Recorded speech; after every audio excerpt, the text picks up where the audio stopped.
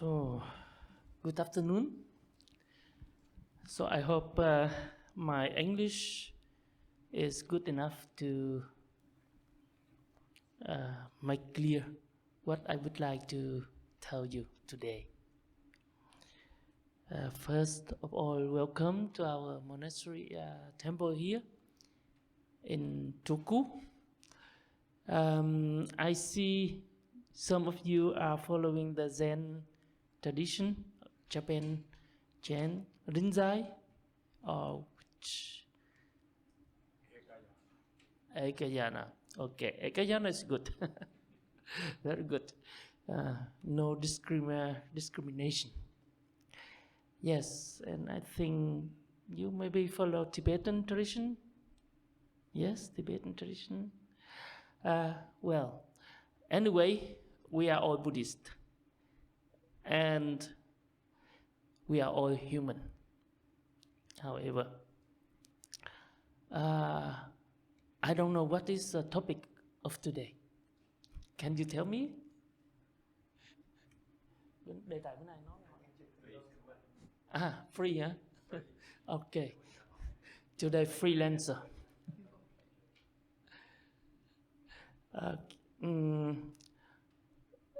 Do you have any idea which kind of topic you would like to hear about? It's even easier for me if I have a theme to focus on.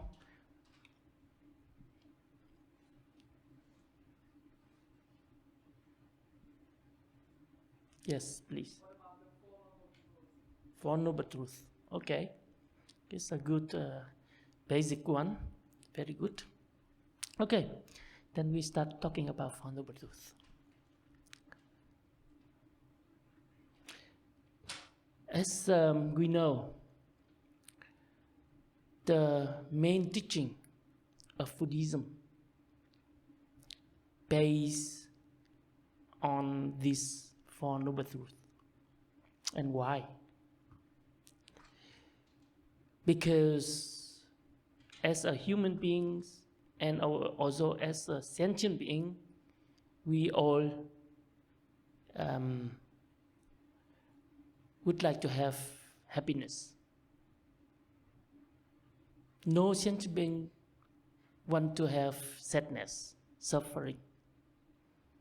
But what do we do? Or what we experience every day is not happiness. Mainly we suffer. Day in, day out, suffering.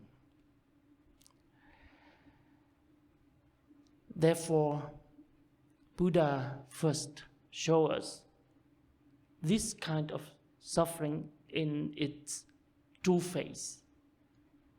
Because we used to run away from the truth.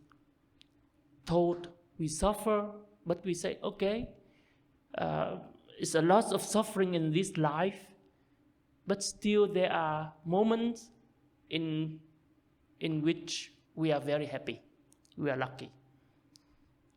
Like as we were children, innocent and easy to be happy with small piece of chocolate, then we are happy. Or just hold the hand of our mother, we are already happy. But as soon as we grow older and older, the condition for our happiness grow also larger. Actually, because we mistaken the cause of happiness. And also we do not admit that suffering fulfill our life. Yeah, we are full of suffering every day. Uncontentment causes suffering. That's why we have to learn to see the suffering in face. So in Buddhism, we say there are 8 aspects of sufferings. First, to be born is suffering. Second, to grow old is suffering. Third, to get sick is suffering. Fourth, to die is suffering. Fifth, to be separate from the loved one is suffering. Sixth, to be together with the hate one is suffering. And seventh, not to get what we wish is suffering. And eighth, all the 5 skandhas, when they move around, when they change, cause also suffering. So those suffering is very theoretical, yes, but we can see in our life there are many aspects of suffering we do not aware of. Like sitting here, yes, a lot of light go and it's getting hot and sweaty. There's a kind of suffering too, yeah, because the body becomes uneasy. Or if you sit there, you are usually sit on the chair, now sit on the floor with crossed legs, and the blood circulation do not go well, so your legs getting numb and you feel uneasy, yes, and a kind of unsatisfaction arise in yourself. So it is suffering. A lot of things. Yeah, I don't know about the Finland people, but in Germany, so all the Germans love their cars. Yes, they love their cars, polish, washing, and even if a small scratch, so they get angry. But again and again, they keep buying better cars, newer cars, and they take care of them very carefully. And they suffer with each car from the starting till it come to the cemetery, the last of the car. So you see, it is in the same way, everybody, each nation has its own thing. Yes, I don't know about Finlander, but German, they do like this. Or in Germany, everybody work very hard. Yeah, we are very diligent, hardworking people. So earn a lot of good money. For what? So because after 10 months, they're getting tired. So they need to go to vacation. So in the vacation, they spend their good, well-earned money, yes, to get relaxed. For what? To be able, after that, to work hard again, to earn money, to go for vacation. Again and again and again. Yeah, this cyclus of suffering repeat with every day. But no German would be admit to that. If you tell them why you do it, yeah, all you say, we cannot be lazy. Yeah, we should work hard.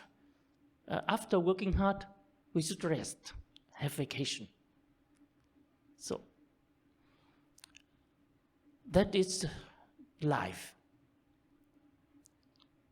And sometimes it's not easy to see it and not easy to get out of it. I don't say that everybody should be lazy. If everybody be lazy, then it would look very bad, very sad. And all this, what we here having, is arise out of diligence, of hard working, distribution of a lot of people, good wills. But attachment to that causes suffering.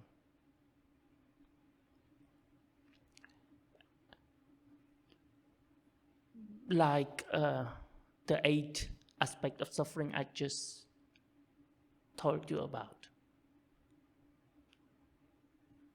Main of it is what? Why we are suffering. So this is the second truth. The Buddha talked about the cause.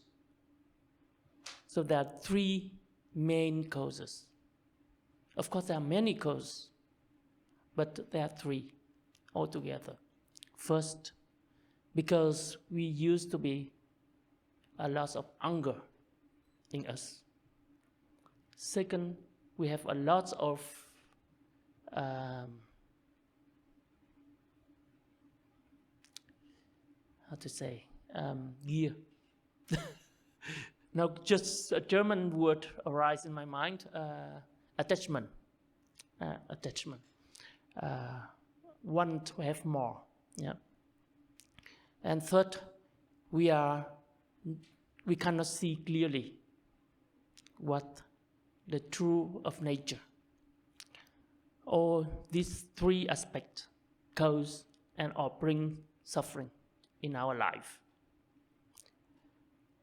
Like before, it said, if we are close to our enemy, we are unhappy, we are suffer. And we are apart from our love, then we suffer. But in fact, there are no loved one or no enemy. All sentient beings, through this cyclus of samsara, we are all somehow related. You have now blonde hair. I have black hair, it's a little bit gray now. However, but in many times, many lives before, we were relative.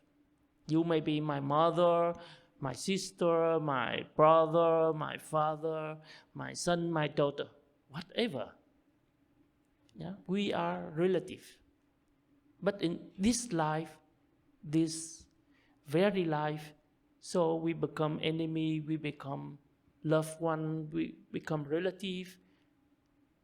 And because of this, we do not recognize it. So we attach to labels. We give to person, we give to other people. So we call them, this is my loved one. And because this is a loved one, I am attached to the person and I want to keep the person close to me. And if the person is not there, I suffer. Yeah. And or the enemy, every time I see her, see him, I get angry. I get uneasy. But because we do not know this person we are very angry about is in fact our relative. In Vietnamese we have a proverb. It said, the wife is someone in our last life who has who was our enemy. Yeah, and our children who were in the last life our debtor, or we were their debtor. So now we have to pay them or they have to pay us. Therefore, they become our children this life. And the wife or husband is enemy in last life. Now they get close together to, to cause uneasiness to each other. I don't know about the Western husband and wife situation, but in fact in Vietnam somehow the people getting in love and they marriage, and after a while they become something like enemy, yeah. And the more they quarrel, yeah, the more they fighting, the longer their relationship lasts. Yeah, if husband and wife are peaceful, living peaceful together, and maybe after 5, 6 years, 8 years, they divorce. Yeah, the enemyship is not strong enough, so there's no energy to bind. Yeah, but if they every day quarrel, every day fighting, I say nowadays no more hand fighting, just mouth fighting. Yeah, so then just keep going on till they're getting old. So that's why the people say, yeah, husband and wife are enemies in their last life. So therefore now we should be careful. If we have enemy, it means this person become our husband or wife in next life. So if you don't want that happen, better should not have any enemy. Then also anger. Yeah, anger is something very harmful. The Buddha say, if you cause a loss of merit, but just a small seed of anger can burn all this merit away. So we should be careful about anger. Then anger is the opposite from compassion and love. But sometimes because of love, anger arises. Like if you see in your life, you are not angry with just someone who pass by. Yeah, we are angry with our relative, our children, our friend, someone who are close to us, also our enemy, who are also close to us. That's why we are angry. So therefore, without love, there are no anger. Anger is just another aspect of love. It means of energy.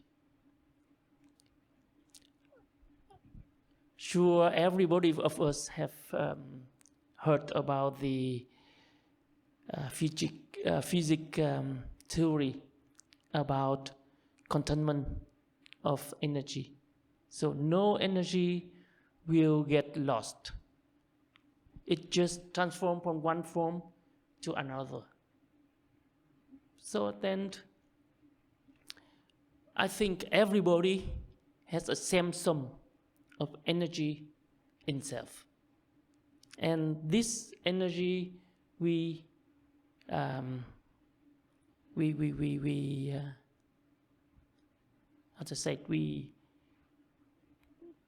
divide it into many parts, like love, compassion, wisdom, anger, hatred, attachment, and so on and so forth. Therefore, if we can transform all the negative energy to the positive one. So it's called enlightenment. Yeah, and if we transform all the positive energy to negative one, so we become something like demon. Yeah, berserk, angry person, bad person. So bad and good actually is not different from each other, but just the matter of knowledge, of wisdom. If you know the thing, you become good. If you don't know, you become a bad. Like our body. Everybody is attached to his or her body. Now, without this body, we cannot survive. We cannot exist. But sometimes, if we care too much about the body, so we lost a lot of energy to it. Yeah, look, oh, my skin is now a little bit, how to say,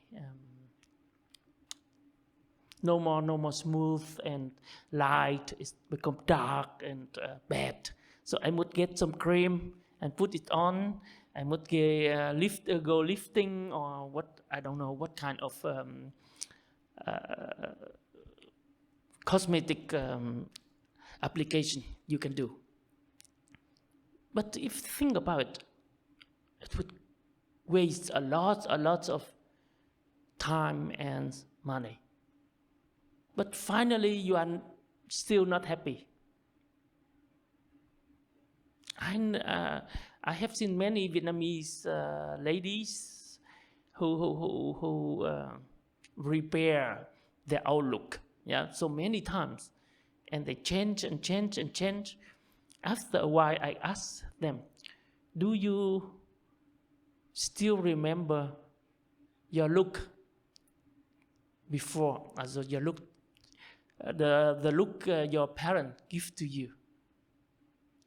And they say, yes, I keep picture. They told me, yeah. But in fact, in their mind, they are attached to their look right now, not that in the picture. It's something very, very unfamiliar to them. And so cause a lot of trouble when we are attached to things. First of all, to our body. And secondly, then we are attached also to our mind. Yeah? We are fixated of ideas we keep in mind. Sometimes they are wrong, but we think they are right. Therefore, there are so a lot of stupid people in the world, yeah, because they really attach to their idea. But for sure, subjective, everybody think the idea they have in mind is correct.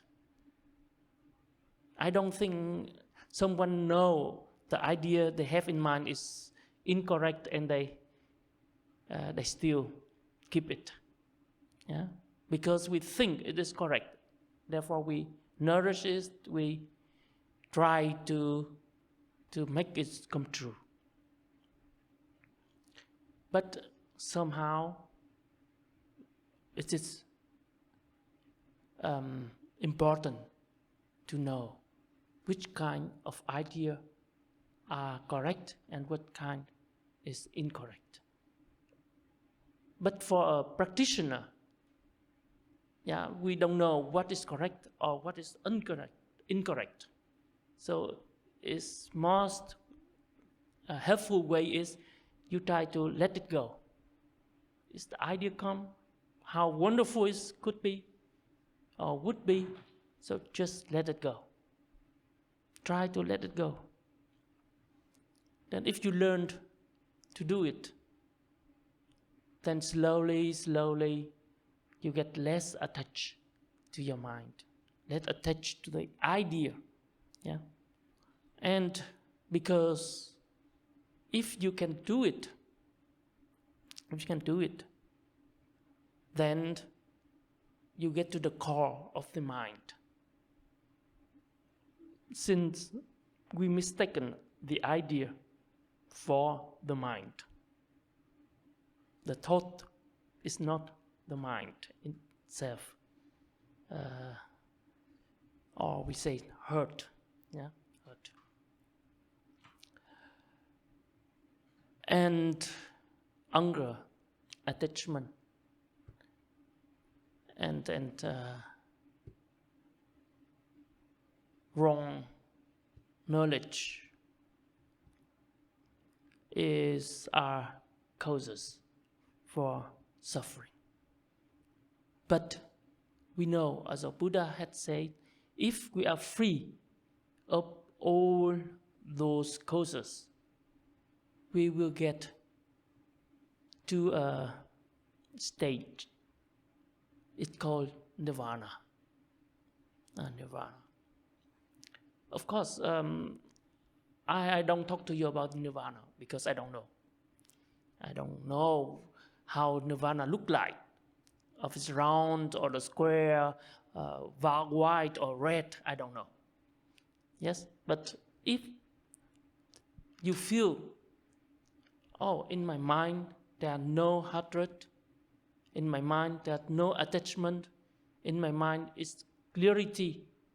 So at the moment you may experience something, and it could be nirvana. Yeah, maybe, I don't know. That we have to try. Each of us. And even this we cannot share. Yeah, because something like in Buddhist texts, we used to say, the person who drinks knows the taste of what we drink. And this we cannot share to other people. It's like all your feeling. Actually, you cannot share. You can talk about it. You can try to describe it. But other people could never know exactly what you are feeling. Yeah. I often hear, no, you don't know what I feel right now. And many people say that. Because it's not something we share with words. That need everybody to experience. Like the dream also. Yeah. Everybody know about dreams. But if you try to explain some other people about dream, it's very difficult. The best way is to tell them, just go sleep and dream. Yeah? Then you know what dream is. And genauso is with nirvana. So just do your meditation, do your practice, your mind's training, whatever, and experience it. And for that, Buddha also recommend the practice of eightfold bath. Yeah, eightfold bath. This is again another topic. It's very long, too long topic. I just name the names. Yeah, like the right view. First of all, we have to have right view, because without right view, we cannot see clearly what we should do and what we should not do in life. And with this right view practice, there are so many schools you can do. Yeah, like Zen school. So you try to calm the mind and get to the clear light. Oh no, sorry, I am wrong.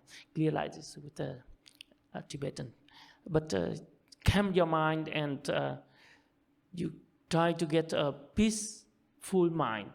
Yeah, and your mind will be transparent and you get the knowledge, satori. And in Tibetan tradition, we have the practice of clear light. We have a practice of identification with the wisdom, goddesses, whatever. And through this identification, we know the true nature of our person, our mind. And in the Theravada traditions, then you work with just know the suffering, know the breath. Most practices meditation in Theravada is done anapatana, also breath in, breath out, and analyzing about the breath.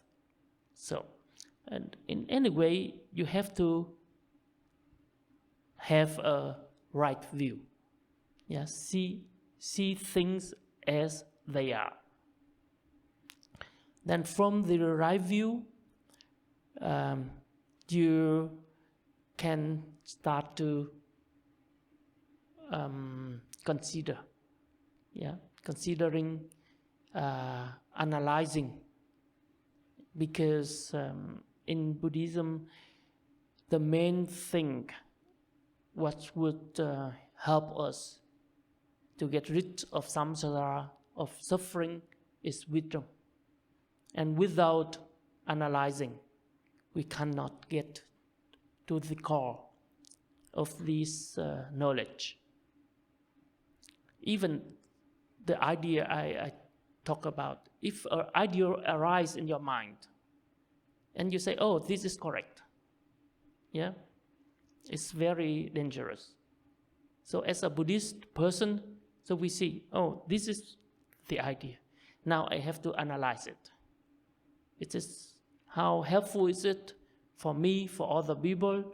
Bring it suffering, bring it happiness for this life and for next life, and so on and so forth. So we have to see it in many ways.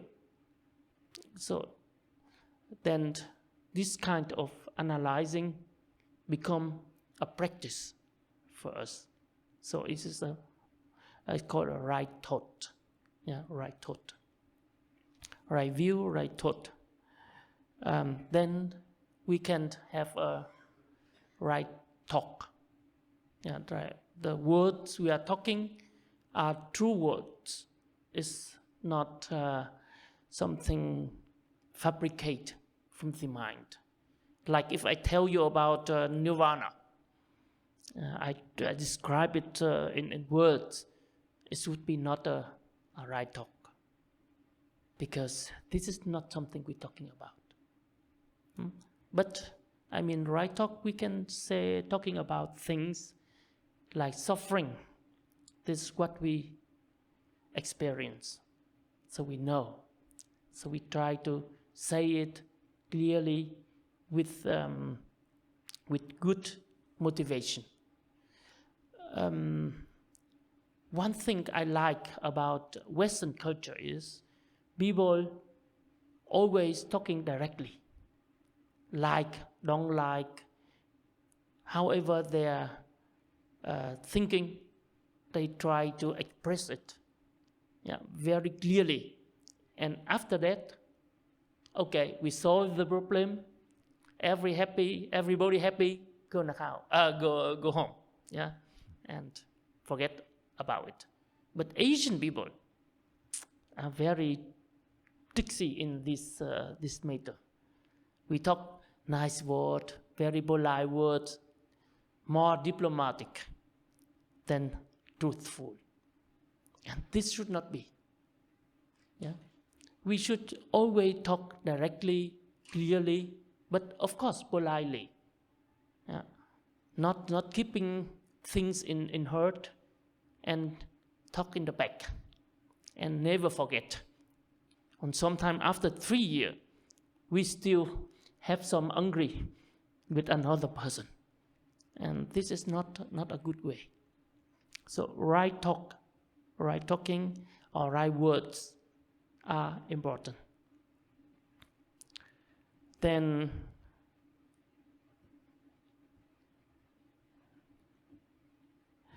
the right profession, right job.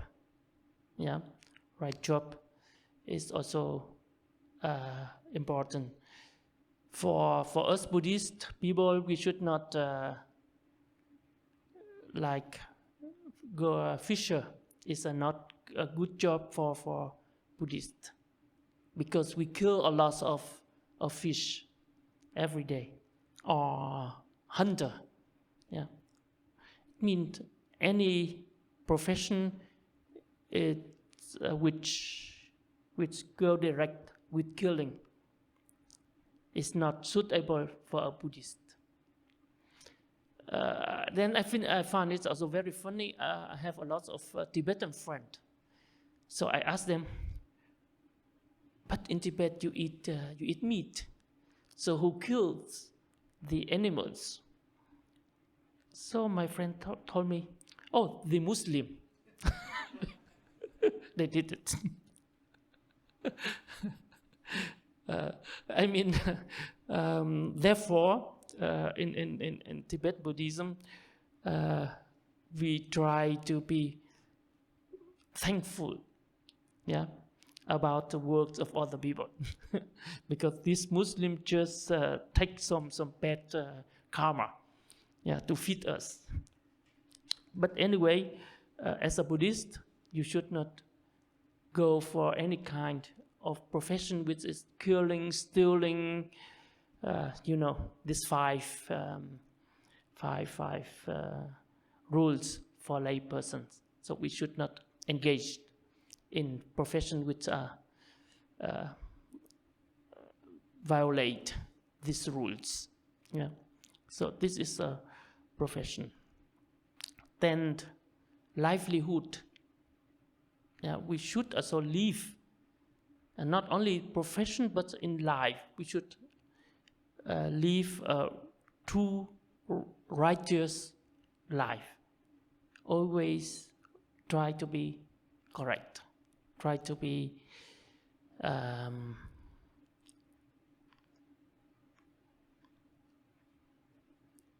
to say,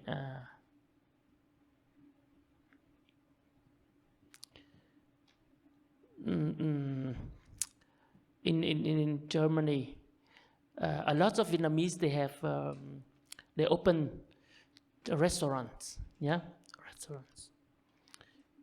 And then one day I met someone of them.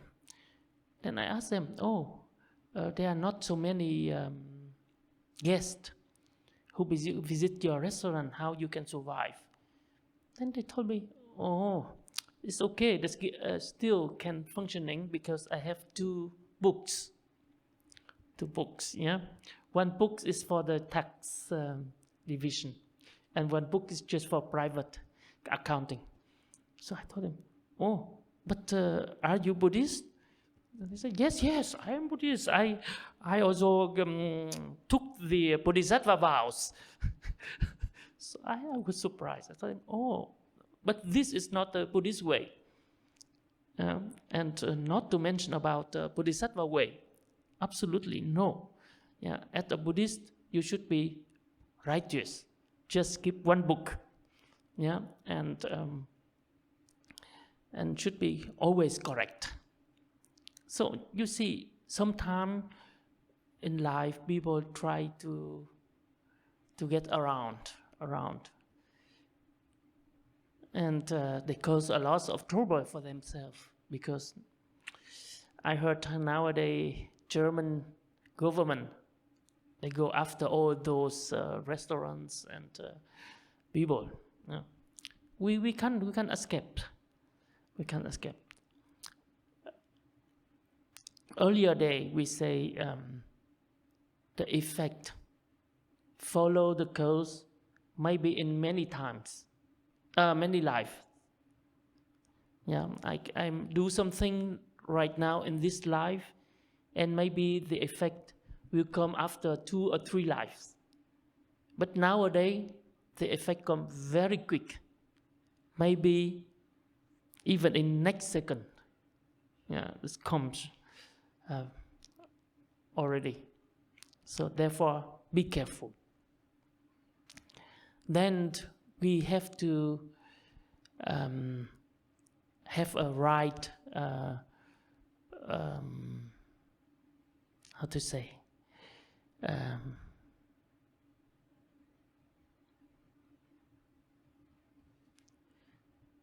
funny. My English is now go vacation. Many German words come in my mind.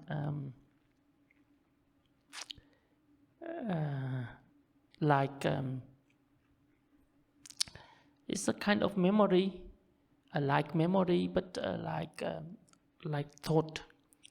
We in Buddhist word is it's called sati.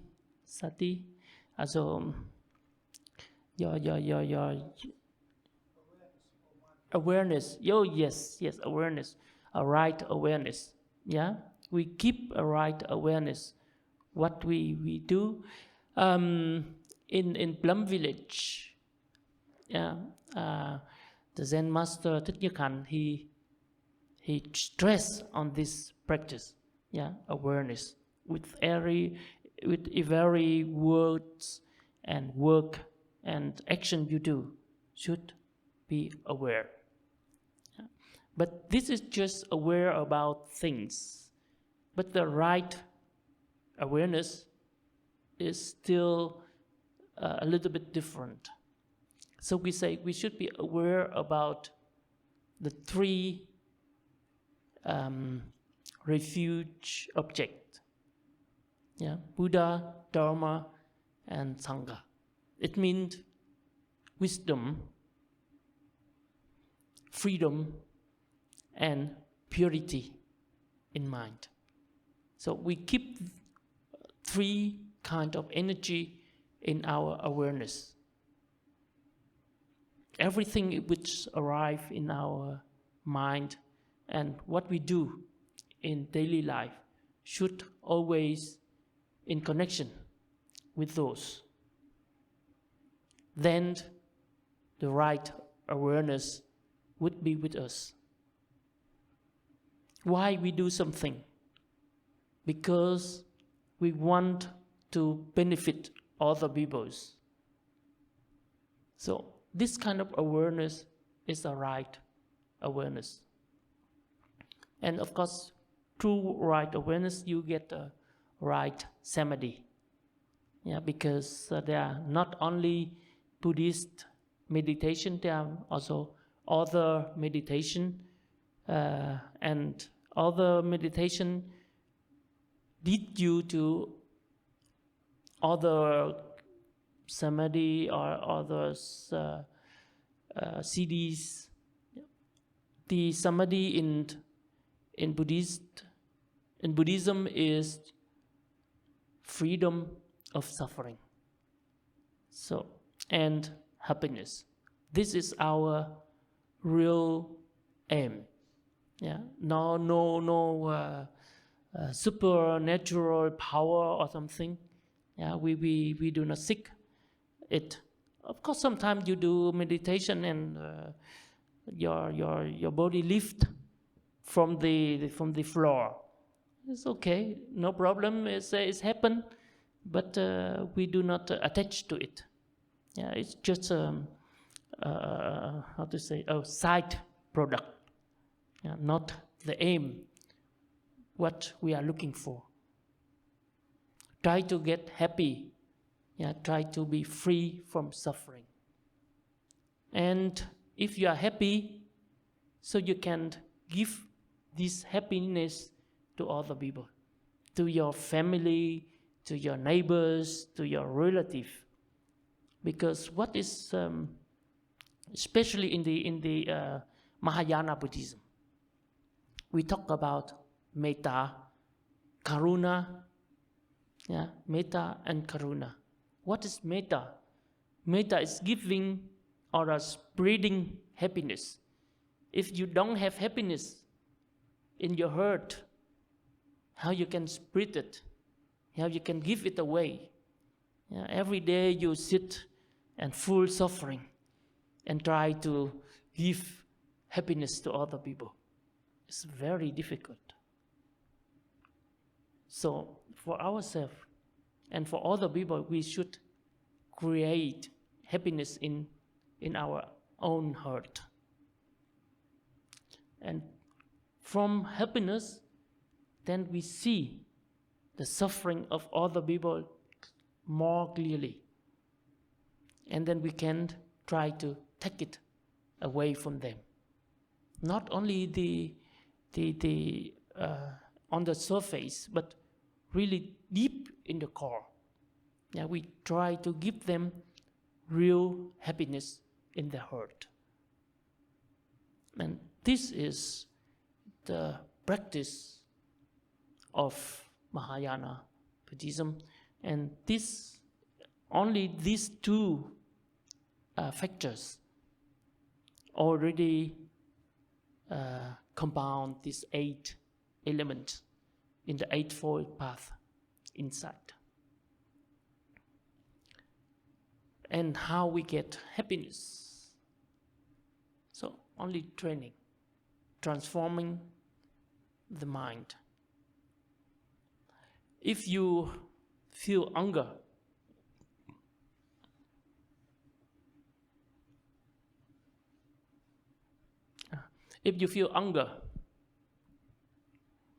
so you should transform this hunger into loving kindness. So we start to train. We see this kind of hunger.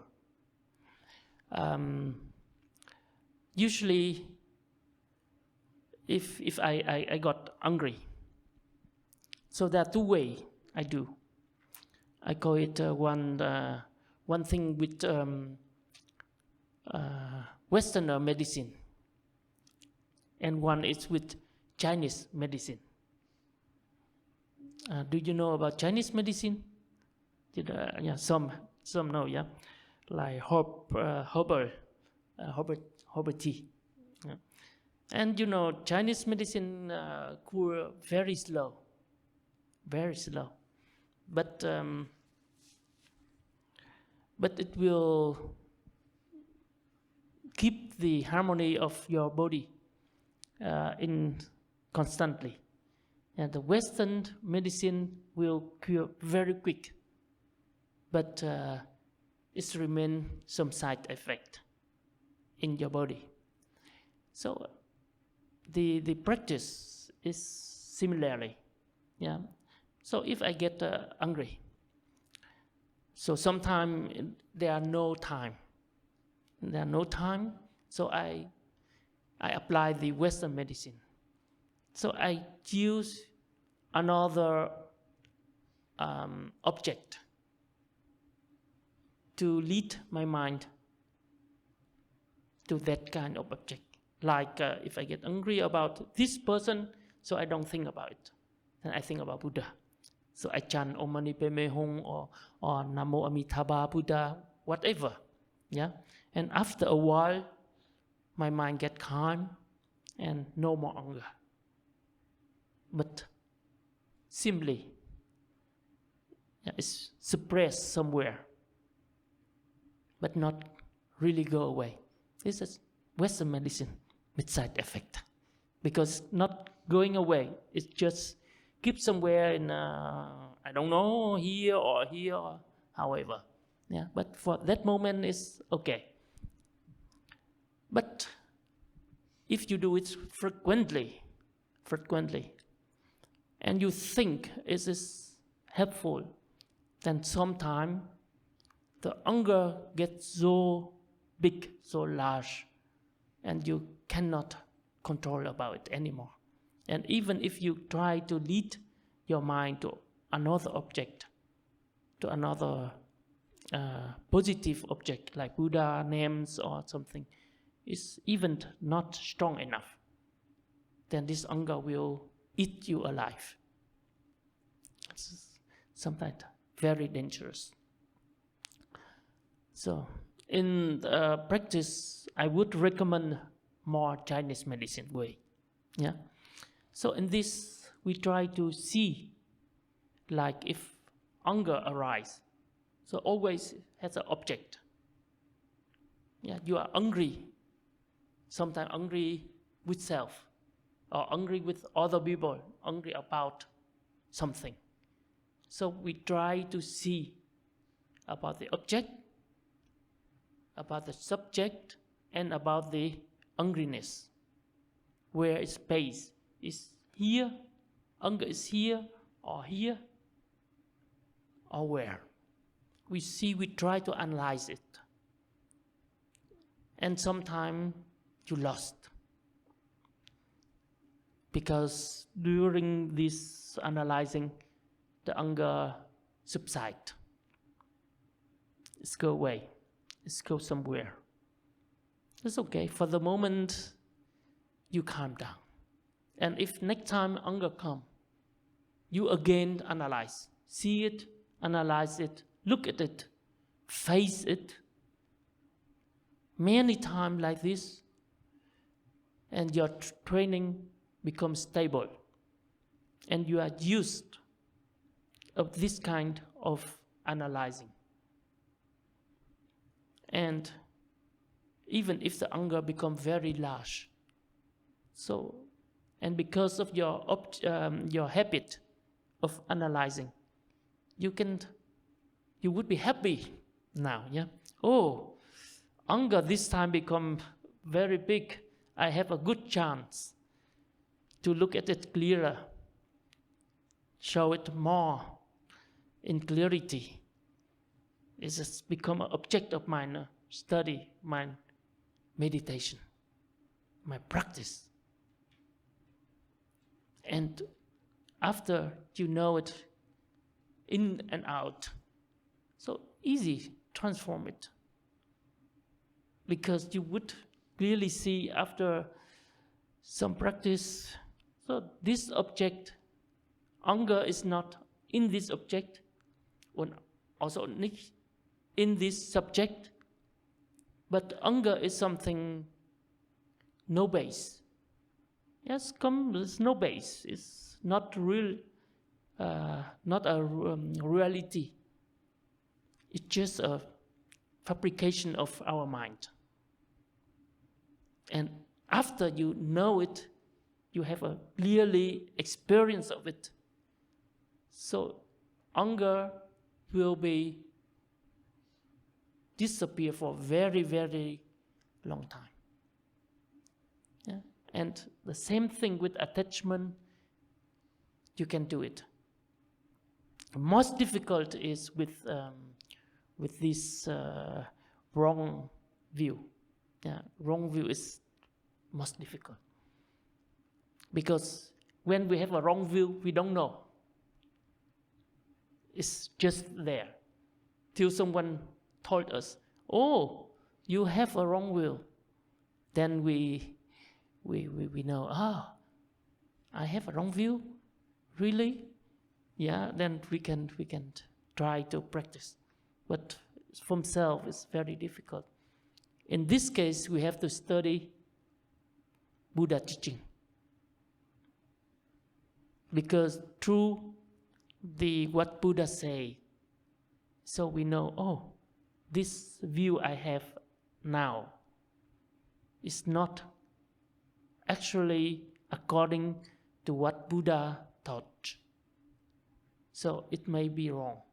So we have to compare again with another text, another teaching, then finally we know, oh, this is not right, so we have to let it go.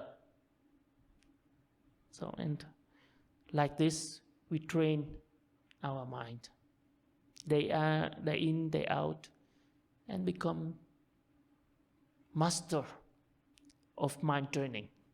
Yeah. And then suffering goes slowly out of our life, and happiness come frequent, more often. Try to laugh, to smile more. That's cost nothing. Yeah, you don't need to pay for your smiling. Yeah, you need to pay even for electricity and water, but for smiling, no cost. That's why we should keep often smile, and often greeting all other people, because we are connected. We are connected to each other in the world. One person, Robinson, is no more in. Yeah, Robinson is already a very long-term idea, and not Buddhist at all. We cannot survive without other people, and therefore try to more connected. In trains, in public places, I see nowadays many people just bury themselves in their iPhone, laptop, or whatever. Yeah, and sometimes I myself, if sometimes I catching me, because just not to want to talk to the person next to me, so I look at in my phone. Yeah, try to be busy. And you see, it's funny, very funny. The person next to us or around us, they are our in German we say Mitmenschen. Yeah, Mitmenschen. So you understand German, yeah? Mitmenschen. So people with us. Yeah, they are people with us, but we keep to separate them from us. It's very funny way. So sometime after some practice, I become more talkative. Because in airport or somewhere, I try to keep communication with other people. Yeah? And through that, I learned also a lot. I know about their sufferings, their worries, their thought, even, and sometimes very nice thoughts come out. And as a foreigner in Germany, I know also many German, or the most of the German, are very friendly to foreigner. Not like some very little people, they don't like foreigner. But if I keep in myself, so I look, oh, this German, they don't like me. Then that is self-causing worries and suffering. So we should open our heart, open our mind. In Western culture, people think with the brain. Yeah? And in the Asian culture, people just follow their feeling. Too much emotion, too much emotional. And for Buddhist practitioner, we should let our thinking from brain go down to heart. So we should think with the hurt. Yeah, a little bit emotional, okay, no problem. Yeah, the thought should go along with feeling, not just cool, cold thinking. Because if we're looking around, so there are a lot of suffering nowadays because of this kind of cold thinking. Long time ago, I think about more than 20 years ago, I happened watch one interview in Denmark. So there was about one Bhutanese lady. She studied agriculture in Denmark. Yeah.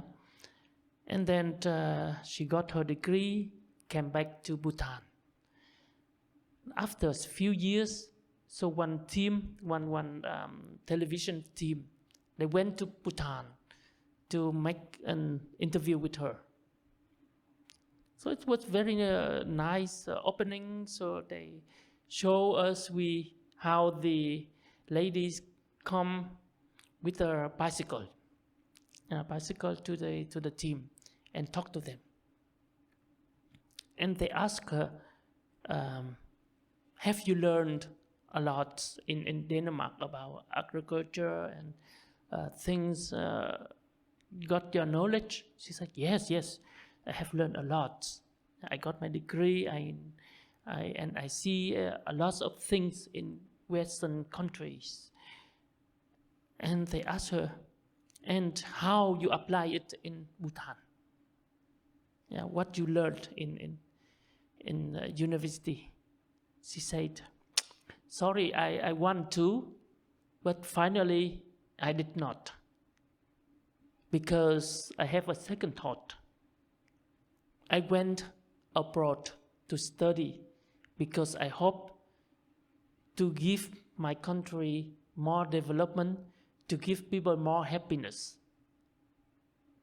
Yeah, but in Western country, I saw, in fact, there are lots of development, very nice life and very easy life, but there are less happiness.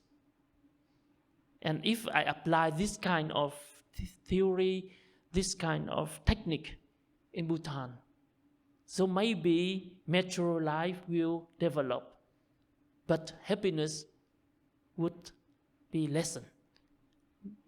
Therefore, I just keep going like before my study.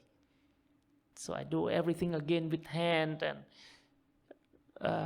grow a little bit of vegetable and corns like before. Yeah, and that interview show in Denmark. So I found this was very touchable, very touching, very touching. Yeah, because finally we all looking for happiness. Yeah, not looking for money, and not looking for a big house. Not looking for what, I don't know what. But things we cause in trying to get happiness finally always lead to suffering. Because why? Because we mistaken happiness is material. But everybody knows happiness is spiritual, not material. And why we looking in material to get happiness? Yeah, some people think I will be happy if I am a millionaire. But no, I don't know any millionaire who are really happy. Yeah, they are always suffer much more than we. They uh, every day before they go sleeping, they have to lock their doors. Yeah, maybe with 5, 6 securities lock. Yeah, because they are afraid. So where's happiness? Then others think, oh, if I'm living in a big house, I would be happy. And finally they get their big house, and they're complaining, oh, this house is too big, I have to clean here and there, and to keep everything in nice order. There's no happiness there. You see, we always looking happiness in materialistic way. And this is a wrong start. Happiness only come in spirit, very spiritual way. Like I used to say, I am very rich. I am very rich. So I told my student, I told him, oh, I am very rich. So he said, oh yes, I am very rich too. Yeah. I told him, oh, your bank account is almost empty. How you can say you are very rich? So he told me, oh, I am happy with what I am having. Yeah, I'm content with it. So I am very rich. So you see, richness is not about have a lot of money or a lot of ownership. But if you feel it's enough, so at that moment you are rich, more than rich, because you are happy, you are content, you don't look anymore for more things. So we should start transform our way of thinking. No more looking in materialistic way, but more spiritual. Every morning you wake up, you should think, oh, I'm still alive. How wonderful. I am thankful for everybody, for everything. Then you start your daily life. And with anything you get in touch, you should be content. Then slowly you know what happiness is. It's come automatically. No need to look for it. It arises. It keeps in your heart, your mind. Yeah. And you get closer and closer to Buddhist teaching, if you are Buddhist. And if you are not Buddhist, it's also okay. Yeah, you get closer to your aim. Yeah, to be happy. But I guess you are all here Buddhist, or yeah, yeah. So it's okay. Buddhist is also okay. Not bad. Yeah, because frequently I heard His Holiness say, Westerner become Buddhist is very difficult. Yeah, difficult because you are in your way is not you are not born in this kind of culture. Yeah, Buddhism is not only a religion but also a culture, and sometimes it's very difficult. Like before, I'm waiting outside of the door and waiting and listening and try to hear the sound. If they're tong tong, then I go in. For myself, it's something funny. It's not natural. You see, if you are there, open the door, get in, it's okay. Yeah, no need to fabricate something extra to get ceremonial, to get more festival or something. This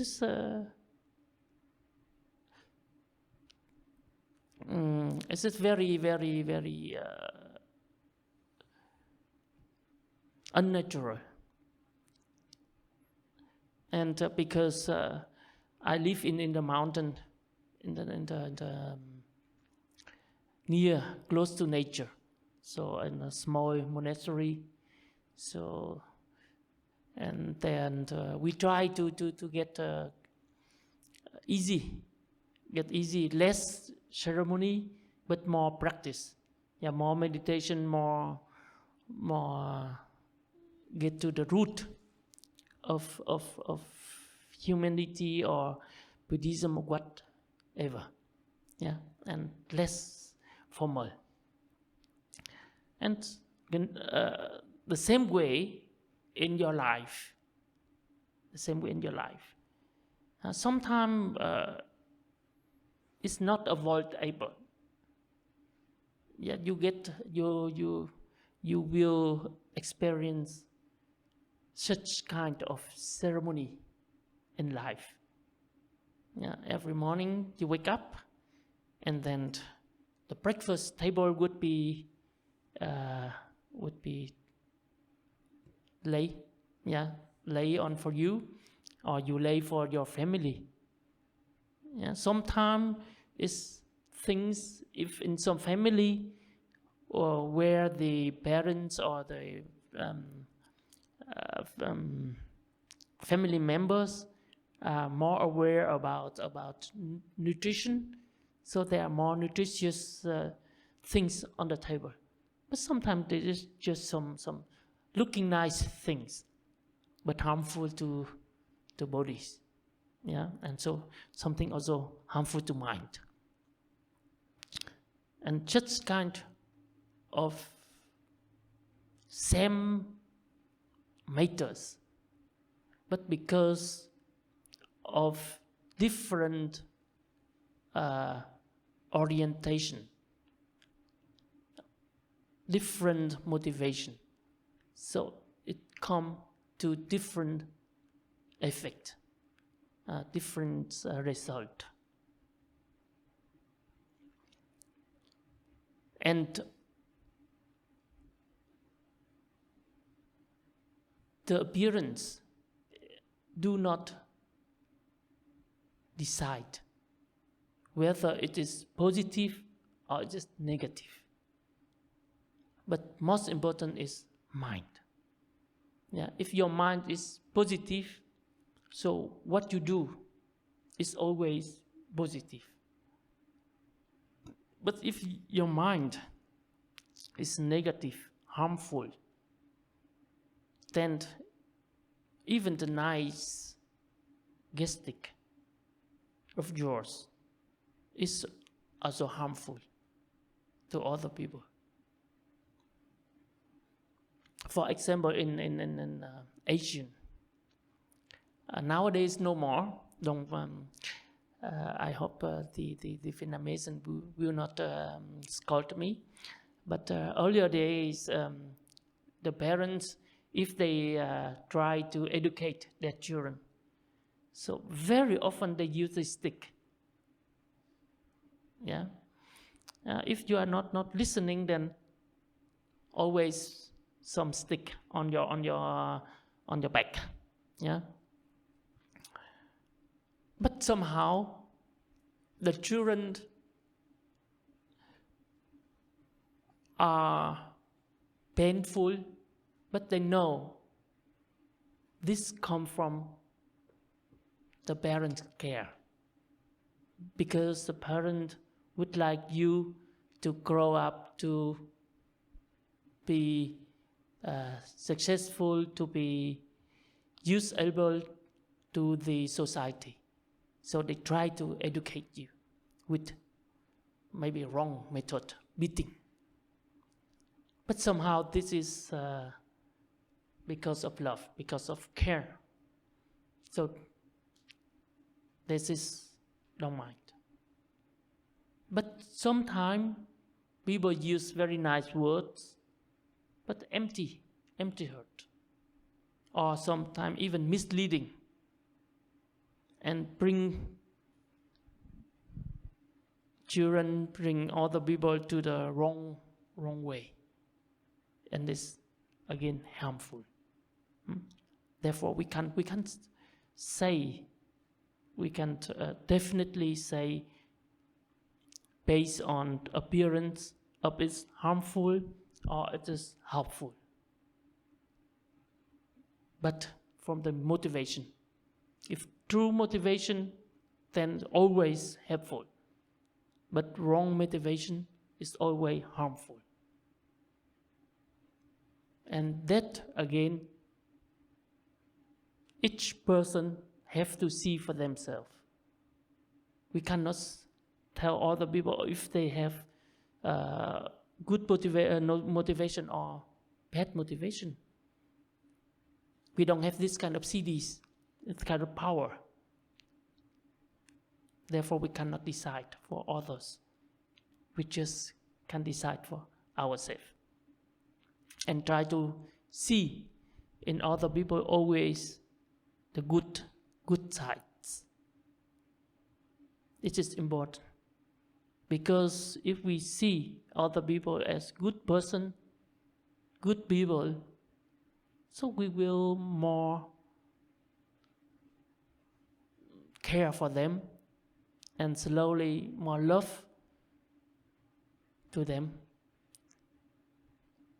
And then the world would be less of suffering.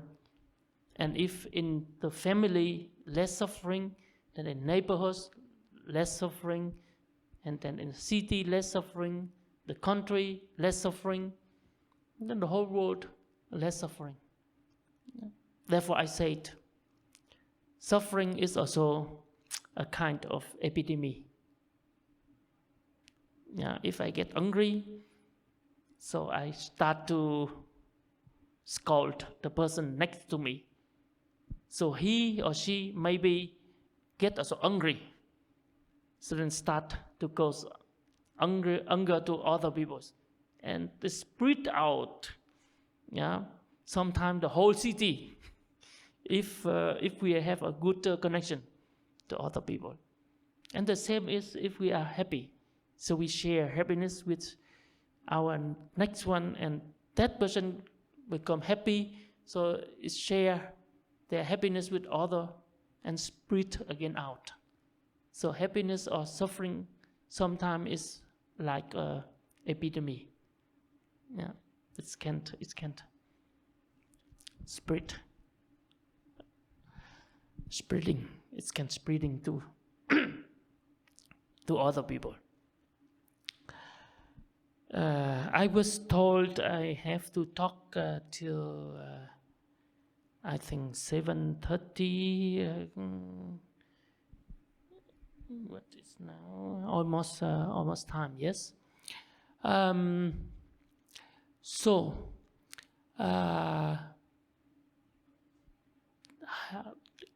Any of you have some question, something to say? Yes, please. Most venerable, do you practice metta bhavana? Metta practice? Somehow yes, because I do practice bodhicitta. And as a bodhicitta practitioner, I have to practice metta as well. Without metta and karuna, there's no bodhicitta. Metta is something like a root, and karuna is something like a water to nourish. And from that, trees will go. Some days will blossom and give a fruit, and inside of the fruit is my bodhicitta. So therefore I have to practice metta.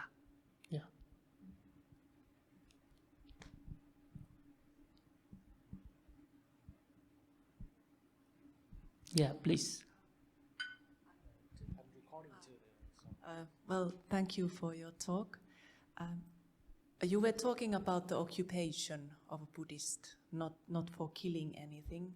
And at the moment in this world, how the environment is. And we have to start seeing the whole picture, like producing materials, which might not be even meat or anything, but they are still based on killing. So how is it like updating Buddhism into this global situation for environmental issues? Thank you. Yes. I think this is quite a difficult matter because we are fighting with the ego of the people.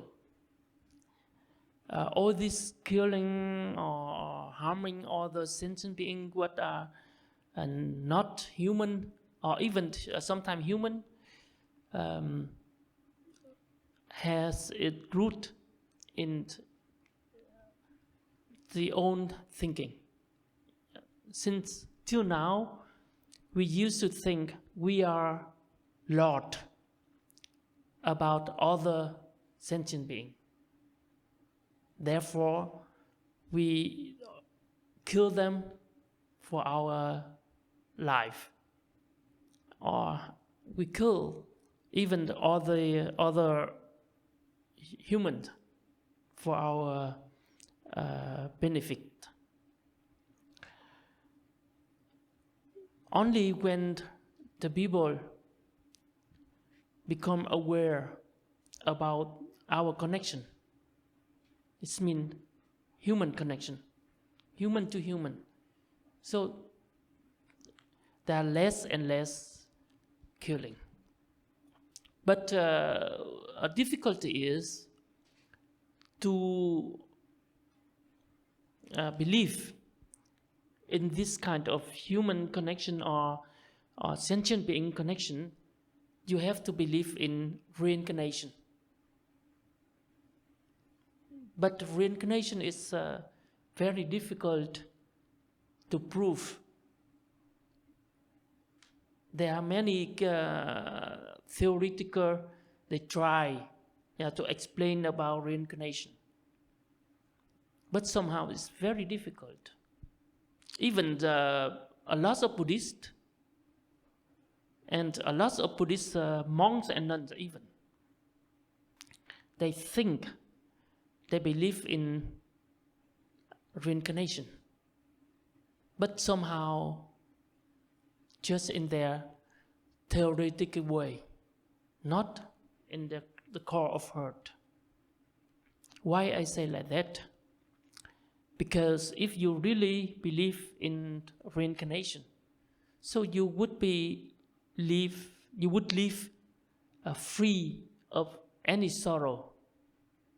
Like if you have some materials, then you would know nobody can take it away from you, really. Because if they take away from you today, they would give you again in some years later or some lives later. And if you deeply believe in it, so you don't care.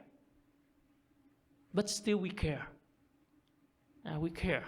So it means we do not believe in reincarnation. So we have to train in it. And even Buddhist people are not root in it how we can expect from other person. The only way is we have to just to talk about love. If there are more love, then there are less anger, less hatred, less killing. But of course, you see, our history is already how many years? how many centuries, thousands of years. And all this Buddhist idea, before it was just in Asian. And now in the last 60, 70 years, it's more popular in the West. Yeah. And you see, even in Asian, there are lots of killing. Even in Asian. Yeah, because of their livelihood, they kill. They eat fish, is meat, is chicken, and they think, oh, if the flesh is not fresh, it's not tasty.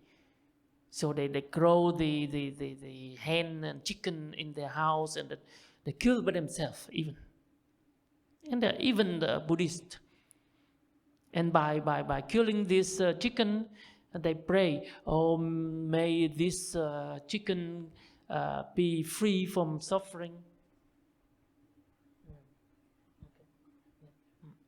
Be free from suffering, and be free from this chicken, how to say, to be chicken, and may get born in as a human again. I mean, okay, it is just a way to calm our mind, to be happy to eat the chicken. But usually I tell them, if you eat anything you eat as meat and fish on sentiment in the table, as a Buddhist, you should think, oh, this is my mother. Yeah, this fish is my mother, and keep. You make it a fork and put in the mouth, and the flesh of mother is today they are very tasty, very soft. I mean, your appetite will get lost very easy. Yeah, and slowly of that, you get rid of the habit of eating meat or fish or whatever, and less killing will come. I mean, all this is training. As I say before, Buddhist teaching or Buddhist practice is Chinese medicine way, not or herbal medicine way, not Western medicine way. So there are no quick help. And if you are a Buddhist and you practice, you know how difficult to practice and how tricksy our own mind working. I am now more than 30 years. 31 years ordained. Yes. And I practice Buddhism almost 40 years. But sometimes I sit and I look at my mind, and I must say, okay, hand up for today. Yeah, it's too smart for me. It's too tricksy for me. Yeah, that is it's make something funny in my thinking. So it's too funny. So let it be. Just go around looking in the nature a little bit and come again and do meditation again.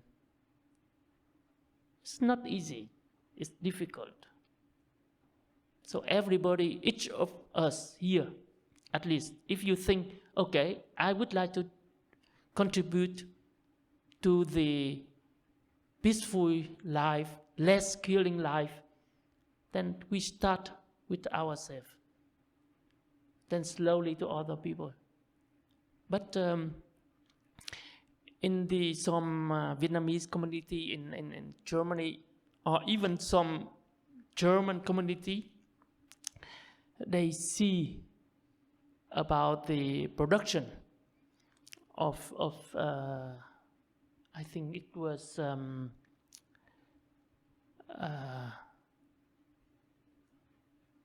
cow for cow, this food, food for cow with all the chicken.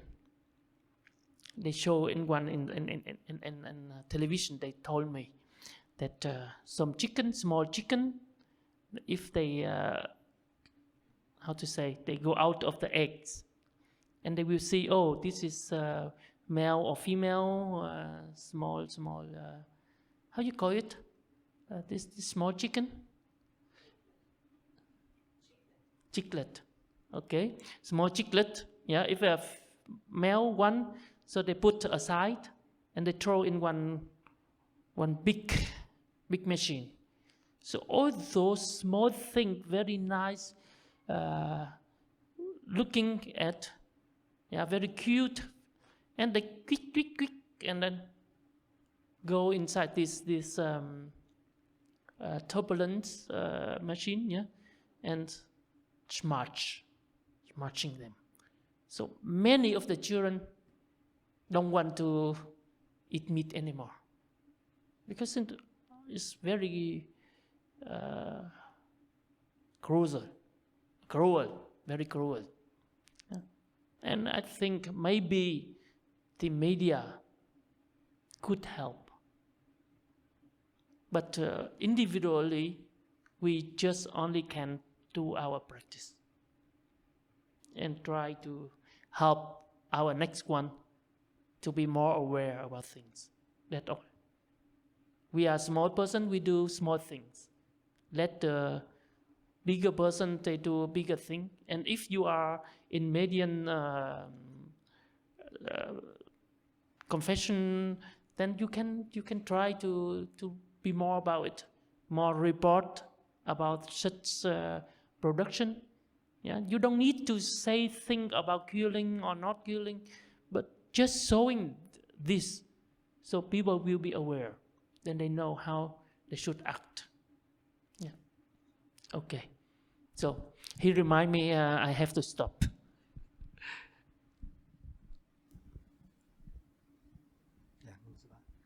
Meillä alkaa aika loppua kohta. Onko teillä jotain niin kysyttävää itseä mestarikohtaan? Niin tässä voisi esittää muutama kysymyksiä. Kaikki on kysytty. Selvä. Päätetään tätä oppituntia. Sitten siirrytään tuonne alas syömään. Kiitoksia teille. Kiitos. Onko tämä selvä? Yeah. Before we stop, I would like to ask you for a dedication. Yeah, because in Buddhism we, after some good thing, I hope it was good for me to talk to you. It was very funny for me, very peaceful for me. So I want to make a dedication. So I hope something for you also. So we together make a dedication. So try to have a kind of peaceful mind and happiness in your mind.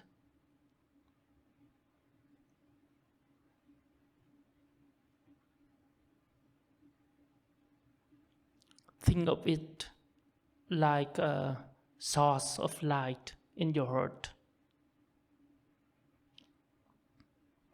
And let it spread out to other people around us.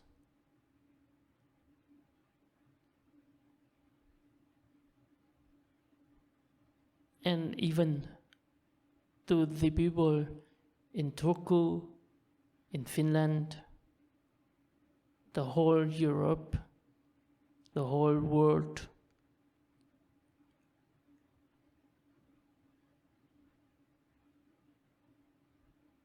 And think that all people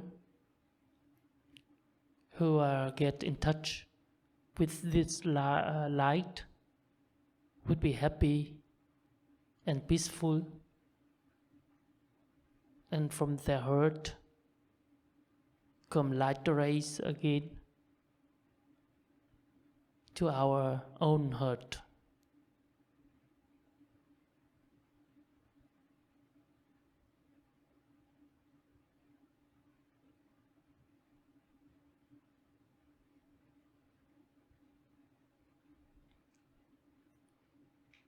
with this happy heart and peaceful heart, we create a wish that we, ourselves, and all the sentient beings may get rid of suffering and have happiness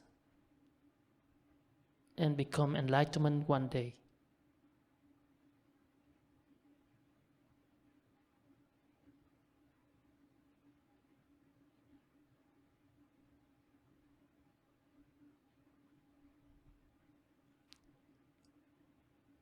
Yeah, thank you.